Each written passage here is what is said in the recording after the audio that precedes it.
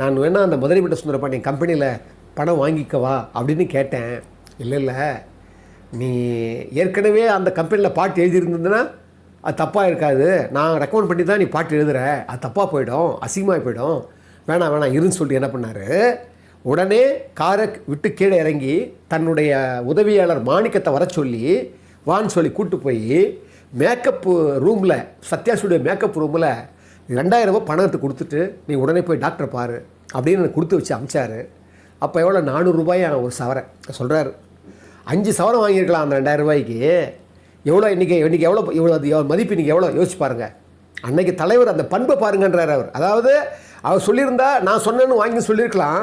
ஆனால் எந்த கம்பெனியாக இருந்தாலும் தனக்கு என்ன புகழ் இருந்தாலும் என்ன பெருமை இருந்தாலும் அவர் பாருங்கள், ஏற்கனவே நீ பாட்டு அந்த கம்பெனியில் எழுதியிருந்தேன்னா தப்பாக தெரியாது, அறிமுகம் கிடையாது, நான் சொல்லி தான் இப்போ அந்த பாட்டு கொடுக்க போகிறாங்க. முதலீட்டு சுந்தரபாண்டியன் தெரியும் உங்களுக்கு 2 பாட்டு